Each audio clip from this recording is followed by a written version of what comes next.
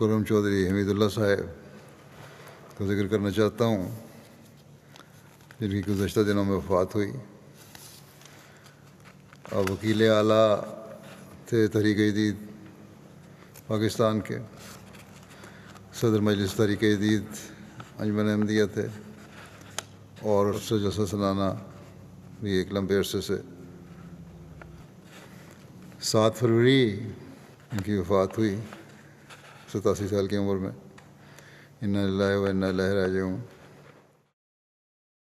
تو خلیفہ وقت، یہ میں نے حضرت مسیح موعود علیہ السلام کا فرمان بتایا ہے کہ حضور نے فرمایا خط اس وقت تک نہیں چھوڑتا جب تک خط لکھنے والے کے لیے دعا نہ کر لوں۔ تو خلیفہ وقت کو ہمارا لکھنا یہ ایک تعلق ہے، خلیفہ وقت کی دعائیں لینے کا ذریعہ ہے۔ دوسرے کہ جب ہم حضور کو نہیں لکھتے بلکہ حضور کے سامنے بیٹھے ہوتے ہیں، یا حضور کے پاس سے گزر رہے ہوتے ہیں، یا حضور ہمارے پاس سے گزر رہے ہوتے ہیں اور حضور ہمیں دیکھ رہے ہوتے ہیں، اس وقت بھی حضور ہمارے لیے دعائیں کر رہے ہوتے ہیں، ہمیں حضور کی دعائیں جو ہیں وہ مل رہی ہوتی ہیں۔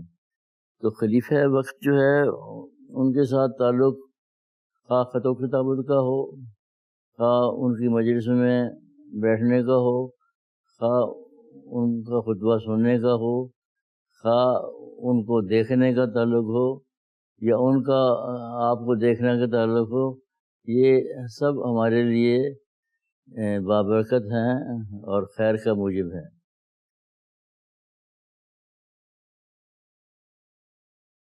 سیدنا حضرت خلیفۃ المسیح الثالث رحمہ اللہ نے خدام الاحمدیہ کی ایک تقریب کے دوران خطاب فرماتے ہوئے مکرم چودھری حمید اللہ صاحب کے اوصاف حمیدہ کا ان الفاظ میں ذکر فرمایا: مجھے خوشی ہوئی ہے کہ ایک لمبے عرصے کے بعد ایک ایسے مخلص اور بے نفس نوجوان صدر بنے ہیں جن کا جسمانی رشتہ حضرت مسیح موعود علیہ السلام سے نہیں، اور لیکن جو اللہ تعالیٰ کی توفیق سے اس ذمہ داری کو نبھانے کی اہلیت رکھتے ہیں۔ کسی بھی جماعت کے لیے وفا اور خلوص کے ساتھ خدمت بجا لانے والے پرانے کارکنان ایک قیمتی اثاثے کی حیثیت رکھتے ہیں۔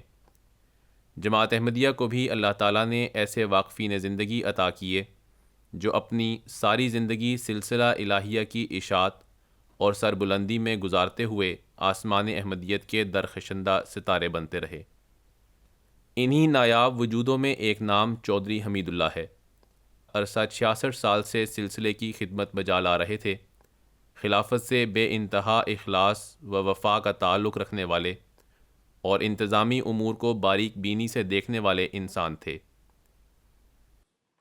جو رولز اینڈ ریگولیشنز سے انجمن کے حضرت مسیح موعود علیہ السلام کی زندگی میں بنے تھے، جس پہ حضرت مسیح موعود علیہ السلام کی منظوری تھی، اس میں ایک بڑا اہم قاعدہ تھا۔ وہ قاعدہ یہ تھا کہ صدر انجمن احمدیہ کے تمام معاملات کے بارے میں حضرت مسیح موعود علیہ السلام کا حکم قطعی اور ناطق ہوگا۔ In all matters pertaining to صدر انجمن Ahmadiyya, the decision of the promised Messiah علیہ السلام shall be absolute and final۔ تو اس قاعدے کی روشنی میں آگے جماعت میں اب یہ قاعدہ بنا ہوا ہے کہ خلیفۃ المسیح کا حکم قطعی اور ناطق اور فائنل ہے تمام جماعتی معاملات میں۔ آپ نے بطور لیکچرار ریاضی تعلیم الاسلام ہائی اسکول، ناظر دارالضیافت، افسر جلسہ سالانہ، صدر مجلس خدام الاحمدیہ مرکزیہ، صدر مجلس انصار اللہ پاکستان، وکیل اعلیٰ و صدر مجلس تحریک جدید انجمن احمدیہ کے علاوہ دیگر اہم جماعتی منصبوں پر خدمت کی توفیق پائی۔ آپ گزشتہ 38 سال سے وکیل اعلیٰ تحریک جدید انجمن احمدیہ پاکستان کے طور پر خدمت کی توفیق پا رہے تھے۔ بعض دفعہ نصیحت کی بھی ضرورت نہیں ہوتی، عمل خاموشی سے نصیحت کر رہا ہوتا ہے. تو جو تعلیم ہے اسلام کی، حضرت مسیح موعود علیہ السلام کی، اس کی طرف توجہ بھی لائیں لیکن خود عمل کریں، تاکہ بہت سے لوگ سن کر، بہت سے لوگ آپ کا عملی نمونہ دیکھ کر ہدایت پائیں. آپ کے والد محترم بابو محمد بخش حضرت مسیح موعود علیہ السلام کی کتب کے مطالعہ کے بعد ایک خواب کے ذریعے حضرت خلیفۃ المسیح الثانی نور اللہ مرکزہ کے ہاتھ پر 1929 میں بیعت کر کے احمدیت میں شامل ہوئے. مخالفانہ حالات کی وجہ سے آپ کا گھرانہ 1932 میں قادیان منتقل ہو گیا. آپ کی پیدائش 4 مارچ 1934 کو قادیان میں ہوئی. جہاں تک میری ذات کا تعلق ہے، میری پیدائش قادیان میں ہوئی. قادیان ایک چھوٹا شہر تھا، اور جہاں حضرت خلیفۃ المسیح ثانی رضی اللہ تعالیٰ تشریف لے جاتے تھے، ہم بچے جو ہیں وہ پہنچ جاتے تھے. اور اگر بچپن کی وجہ سے باتوں کی سمجھ میں نہیں آتی تھی، کم سے کم حضور کو دیکھنے کا موقع ملتا تھا، یا حضور کو ہمیں دیکھنے کا موقع ملتا تھا، یا مصافحہ کرنے کا موقع ملتا تھا. آپ نے تعلیم الاسلام اسکول قادیان سے ابتدائی تعلیم حاصل کی.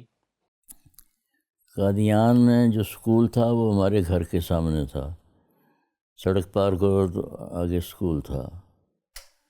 تو اسکول میں داخل ہوا، میرے 5 سال کی عمر تھی. جن استاد نے داخل کیا ان کا نام بشیر احمد صاحب وینس مرحوم ہے. تقسیم ملک کے بعد وہ آباد ہو گئے تھے شد مردان میں. تو ان سے تعلیم حاصل کی. پھر ماسٹر محمد بخش صاحب سولنگی وہ بھی رفیق تھے. پھر ماسٹر حسن محمد صاحب مرحوم سے تعلیم حاصل کی. ماسٹر چراغ محمد صاحب سے تعلیم حاصل کی، یہ بھی رفیق تھے حضرت مسیح علیہ السلام کے. بہرحال قادیان میں تعلیم حاصل کرنے کا موقع ملا 8ویں تک. 1946 میں آپ نے حضرت مصلح موعود رضی اللہ عنہ کی تحریک پر اپنی زندگی کو اللہ کی راہ میں وقف کر دیا.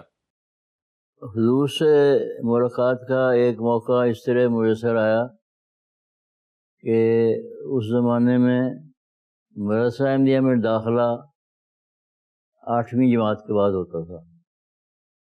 1947 میں نے 8ویں جماعت پاس کر لی. تو میری والدہ صاحبہ مجھے لے کر تو حضرت ام وسیم مرحومہ کے گھر لے گئیں، اور ان سے گزارش کی کہ اس نے مڈل پاس کر لی ہے، اور اس وقت مدرسہ احمدیہ داخلہ 8ویں کے پاس ہوتا تھا. تو حضرت صاحب سے یہ پوچھنا ہے کہ آیا اس کو مدرسہ احمدیہ میں داخل کریں یا اسکول میں اپنی تعلیم جاری رکھے. تو انہوں نے فرمایا کہ حضور مغرب کی نماز کا وقت ہونے والا ہے، حضور نے میرے گھر سے ہی گزر کے مسجد میں جانا ہے، تو آپ تشریف لائیں جب حضور تو پوچھ لیں. کہتے ہیں حضور تشریف لائے وہاں. حضور نے پگڑی کوٹ اتاری، وضو کیا، تولیہ سے خشک کیا، پھر پگڑی کوٹ پہنے. تو پھر میری والدہ صاحبہ نے مجھے حضور کی خدمت میں پیش کیا کہ اس کے 8ویں کر لیے تو آگے کیا کریں، اسکول میں جائے یا مدرسہ احمدیہ میں جائے. تو حضور نے فرمایا کہ اسکول میں تعلیم جو ہے وہ جاری رکھے. ربوہ آ کر سلسلہ تعلیم مزید جاری رکھا اور پنجاب یونیورسٹی لاہور سے ایم اے ریاضی مکمل کیا. آپ کو ڈاکٹر عبدالسلام جیسے عظیم ریاضی دان سے شرف تلمذ کا بھی موقع ملا. 1955 سے 1974 تک کے درمیانی عرصے میں لیکچرار ریاضی کی حیثیت سے تعلیم الاسلام کالج میں طلباء کو زیور تعلیم سے آراستہ کیا. آپ کی شخصیت علم اور انتظامی امور میں مہارت سے آراستہ تھی. یہی وجہ ہے کہ آپ کو 1982 سے تاحال بطور وکیل اعلیٰ تحریک جدید خدمات کی توفیق ملتی رہی. خلافت سے محبت آپ کی شخصیت کا خاص وصف تھا. آپ کی زندگی 4 خلفائے احمدیت کی محبت، شفقت اور خاص توجہ سمیٹتے ہوئے گزری.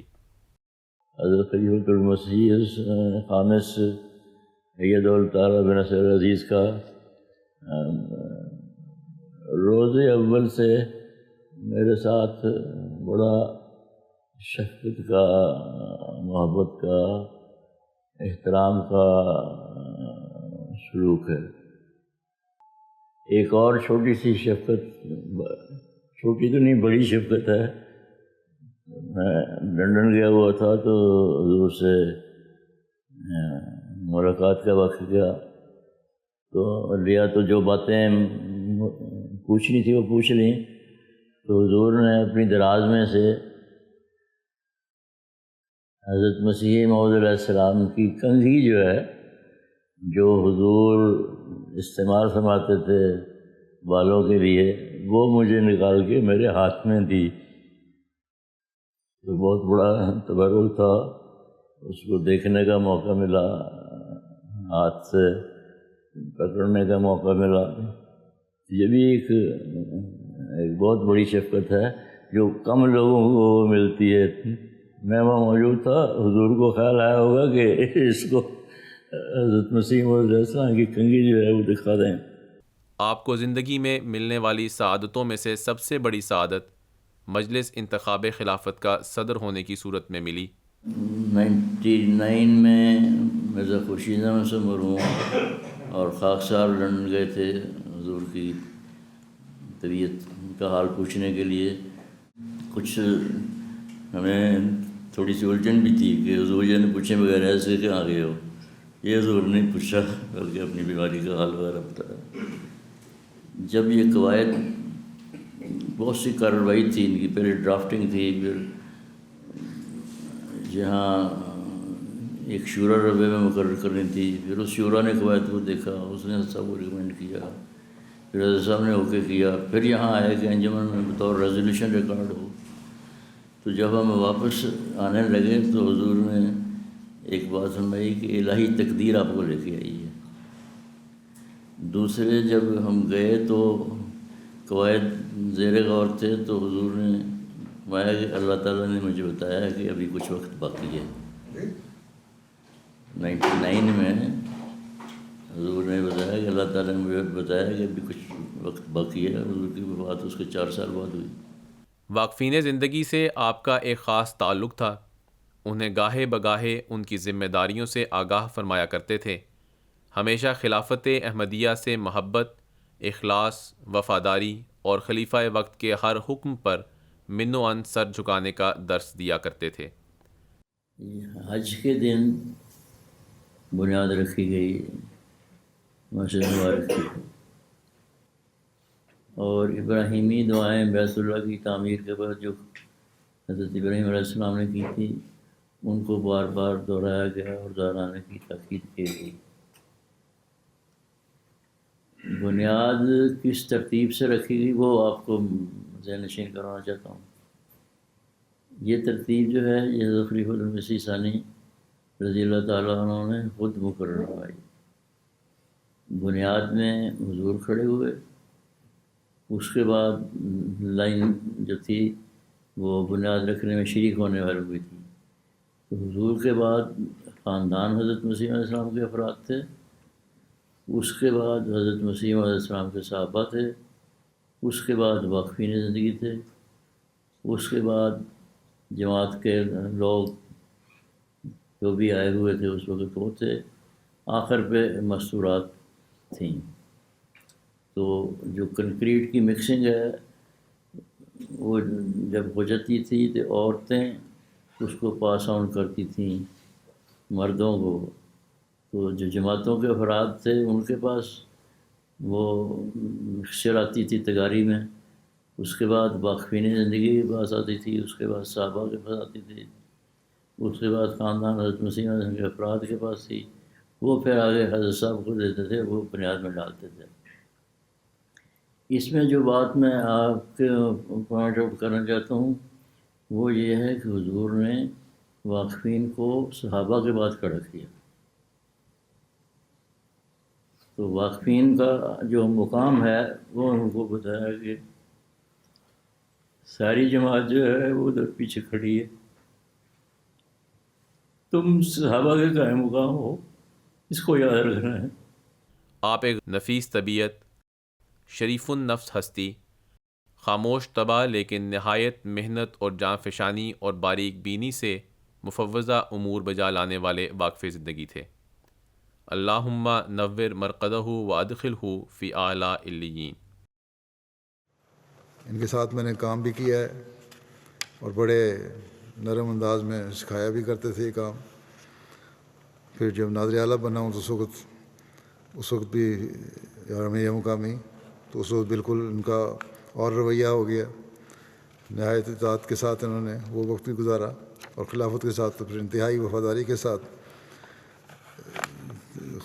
ایک احمدی کی حیثیت سے، ایک کارکن کی حیثیت سے، بیعت کا حق ادا کرنے والے کی حیثیت سے اپنے تمام حق ادا کیے.